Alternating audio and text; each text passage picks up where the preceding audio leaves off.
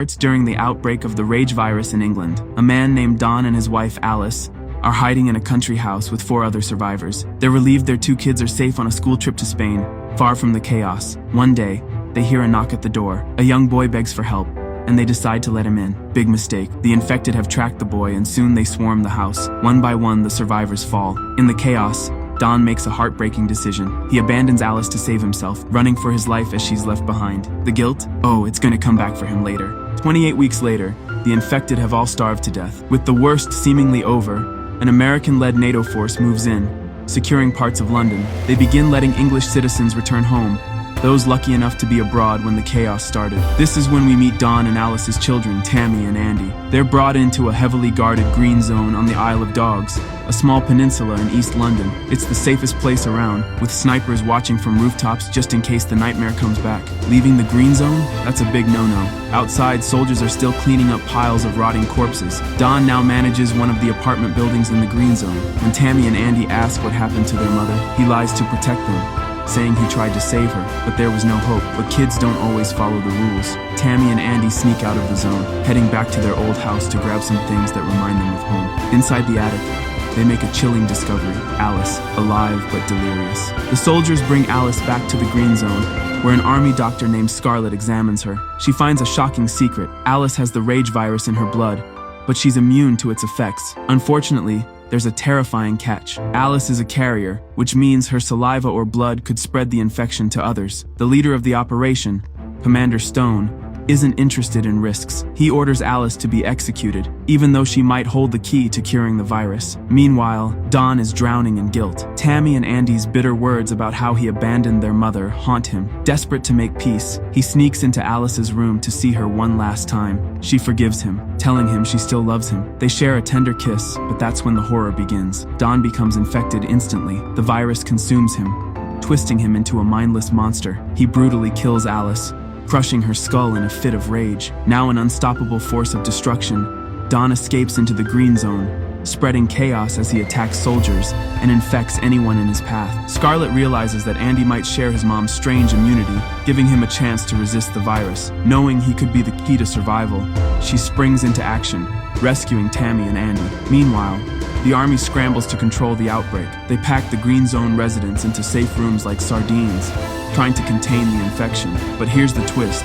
Don, now a full-blown rage-fueled monster, is hiding among the crowd. When he attacks, the virus spreads like wildfire. Andy gets separated from Tammy and Scarlett. He barely escapes by squeezing through an air vent as chaos erupts around him. Outside, fear and fury take over the streets. The infected charge through the green zone, and the soldiers get desperate. The brutal order comes in: kill everyone, infected or not. Scarlett and Tammy find Andy just in time, ducking into a storehouse with a handful of survivors. Among them is a sniper named Doyle, who abandoned his deadly orders after refusing to kill Andy. He knows a harsh truth: staying in the city means certain death. The army won't spare anyone. Their only hope now is to escape before it's too late. Doyle takes charge, guiding the survivors through the eerie streets of London. They stick to the shadows, unaware that Don, the walking nightmare himself, is hunting them. Doyle contacts his friend Flynn, a daring helicopter pilot. Flynn gives a grim warning: get out of the green zone fast. The area is about to be wiped out with firebombs to stop the infection from spreading any further. The clock is ticking. The group races into a narrow pedestrian tunnel beneath the river.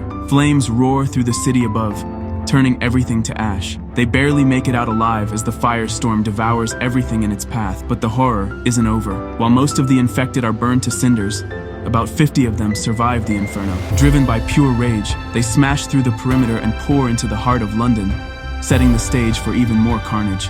Doyle and his group finally reach a park, grabbing a much-needed moment to catch their breath. But there's no time for peace. Scarlett reminds Doyle that Tammy and Andy aren't just kids. Their unique immunity might be the key to curing the rage virus. Saving them matters more than anything, even more than their own lives. Flynn radios Doyle, telling him to wait for a helicopter pickup at Regent's Park. Relief seems so close, but when Flynn arrives, there's a problem. He's only willing to take Doyle and leave everyone else behind. Before Doyle can argue, the infected show up, surging like a wave of madness. Flynn makes a bold move. He flies straight into the horde, using the helicopter's blades to mow them down in a brutal, gory sweep. With Flynn unable to take them all, Doyle and Scarlett lead Tammy and Andy deeper into the city. Their final hope lies at Wembley Stadium, where Flynn promises to meet them again. If they can make it there, he'll fly them to safety across the English Channel. The group moves through the chaos, dodging the infected while soldiers sweep the streets with poison gas and flames. Scarlett and Doyle know the terrible truth: anyone outside is a target. The army won't ask questions. To them, infected and uninfected alike are all walking corpses. With no time to spare, Scarlett, Tammy, and Andy hop into a car. Scarlett works the clutch as Doyle pushes with all his strength. The engine roars to life and they speed off, but escape comes at a deadly price. Doyle is incinerated by a wall of fire as soldiers close in. Determined to stay alive, Scarlett weaves through the city, avoiding helicopters, and drives into an underground subway station. Their new plan: follow the train tracks to Wembley Stadium. It's a straight shot to their last chance at freedom. Pitch darkness swallows them. Scarlett uses the night vision scope from Doyle's rifle to see. Step by careful step, they creep forward until disaster strikes. Tammy and Andy trip over rotting corpses on an escalator. In the confusion, they get separated. Scarlett and Tammy search frantically for Andy, but their worst fear finds them first. Don appears like a living nightmare. He attacks Scarlett, beating her savagely with Doyle's rifle. Her body falls limp as the monster she once loved snuffs out her life. Don isn't done. He chases down Andy, tackles him, and bites into him with savage fury. But just when all seems lost, Tammy finds her courage. She shoots Don, ending his rampage forever. Andy, like his mother, proves immune, but he's drenched in infected blood. Still, they push on.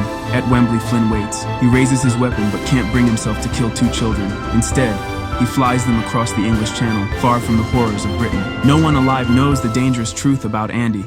He's immune to the rage virus, but he carries it within him, a silent threat that could unleash chaos all over again. For 28 long weeks, the virus had been trapped, contained by the natural barrier of the British Isles. But now, with Andy off the island, the infection has crossed the borders, free to spread far beyond its original prison. 28 days later, we see Flynn's helicopter, now a twisted wreck, lying in the wreckage. The radio crackles, picking up a distress signal from a man with a French accent. His voice is full of panic, warning of something terrible. But before we can process it, a new horror unfolds. A crowd of infected pours out of a subway tunnel, like a dark wave of chaos. They flood into the daylight, their eyes wild with rage. And where do they head? Straight for the Eiffel Tower, the symbol of Paris itself. It seems the nightmare is far from over. So, which awesome movie should we recap next? Drop your suggestions in the comments below, and let's make it happen. Don't forget to smash that subscribe button so you never miss out on our movie recaps. We've got plenty more coming your way. Thanks for watching and see you next time.